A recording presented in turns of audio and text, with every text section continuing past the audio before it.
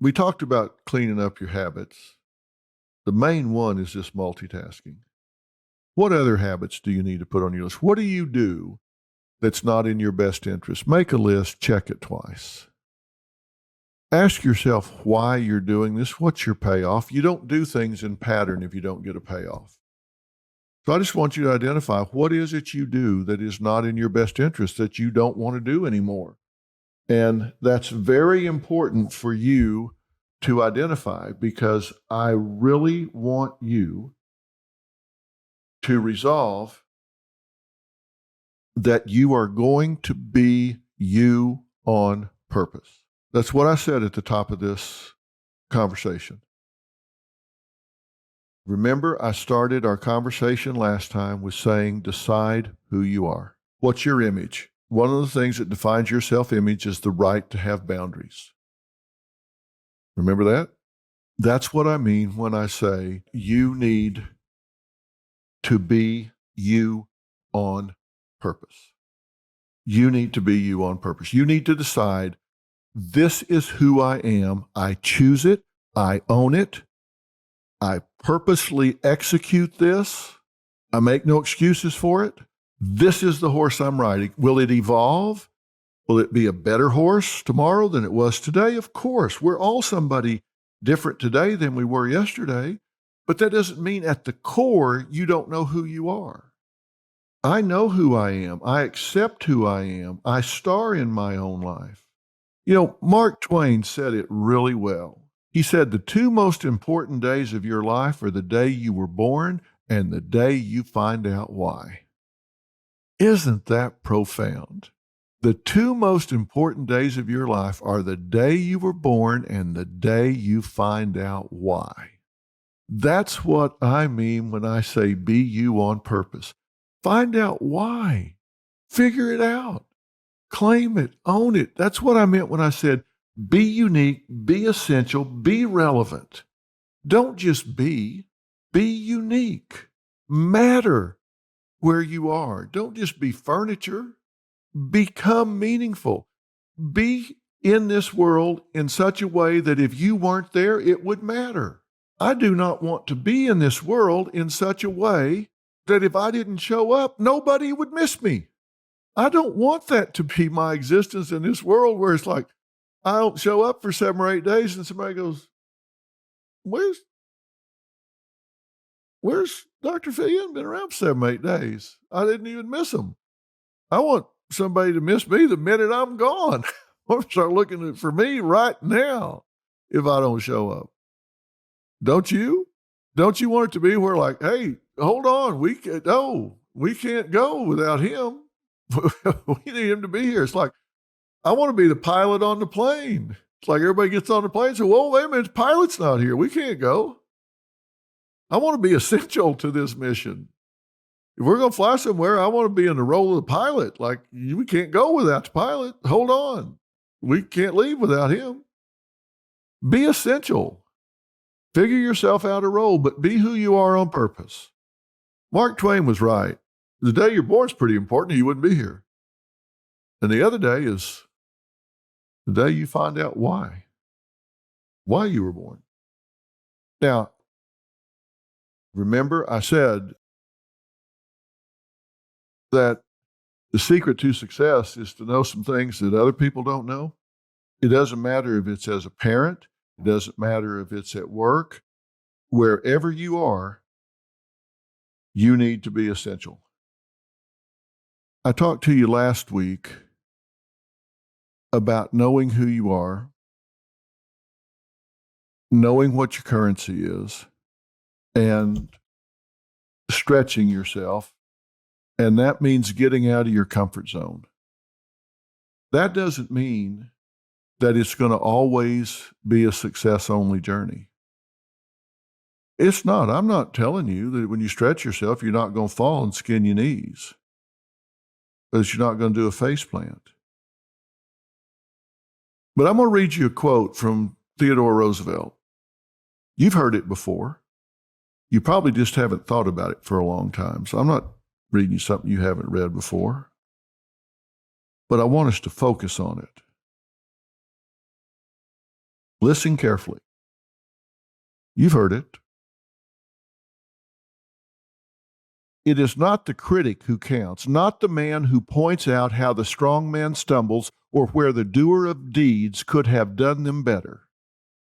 The credit belongs to the man who is actually in the arena, whose face is marred by dust and sweat and blood, who strives valiantly, who errs, who comes up short again and again because there is no effort without error and shortcoming, but who does actually strive to do the deeds, who knows great enthusiasms, the great devotions, who spends himself in a worthy cause, who at the best knows in the end the triumph of high achievement, and who at worst, if he fails, at least fails while daring greatly, so that his place shall never be with those cold and timid souls who never know victory nor defeat. It's not the critic who counts, not the man who points out how the strong man stumbles or where the doer of deeds could have done better. It's not that person that sits back and throws rocks that counts. The credit belongs to the man who is actually in the arena, whose face is marred by dust and sweat and blood. That's where the credit belongs. The man who is in the arena. And by man here, he means human, not male or female. He means human. Whose face is marred by blood and sweat and dust, who strives valiantly, who comes up short, who does actually strive to do the deeds.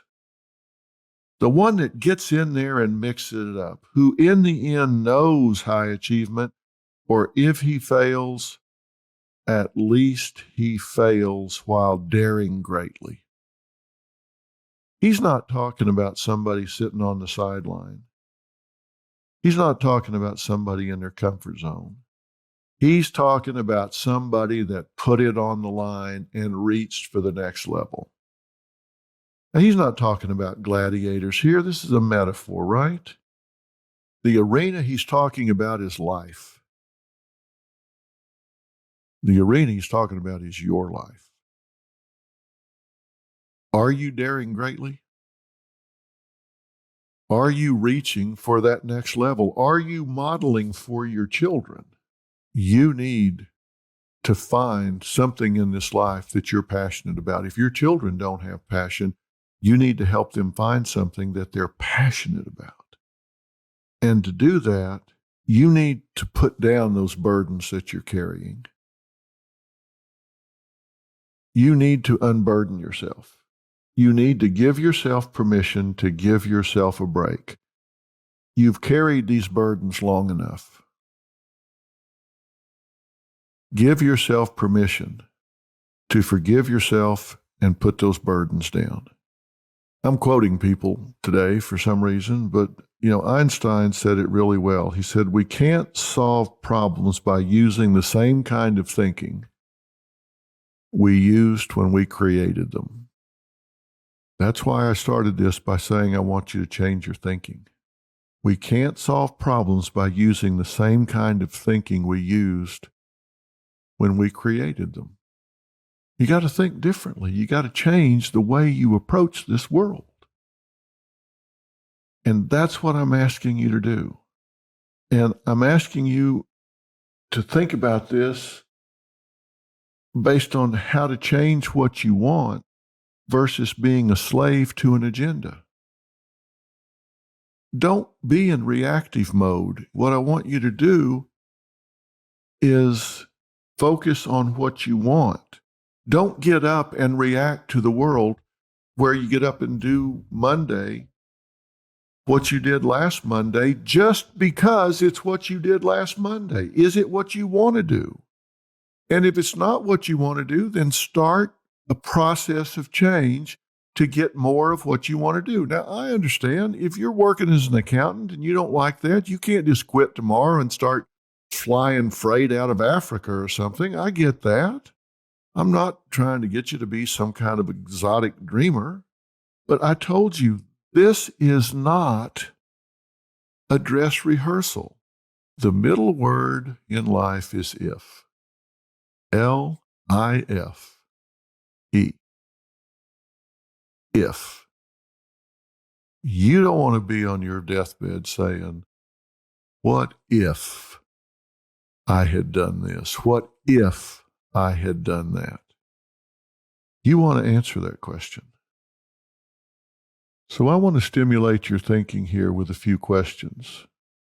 And you may think these are kind of silly, but bear with me. If you had $100 million tomorrow morning, what would you do different? If you woke up tomorrow and you had $100 million, what would you do different? If you woke up tomorrow and you were king or queen of the forest, you were just in charge, what would be your top 3 priorities? If you could erase one thing that happened last year, what would it be? Just one thing. If you could erase one thing that happened in your personal life, I'm not talking about the world. If you could erase one thing in your life, what would it be? If you could ensure that one thing was going to happen, what would that be? So those are 4 questions I want you to think about. If you had $100 million, what would you do instead? If you were king or queen of the forest, what would be your top 3 priorities? If you could erase one thing in your life, what would it be? If you could ensure one thing was going to happen, what would it be? That will get you started on the path.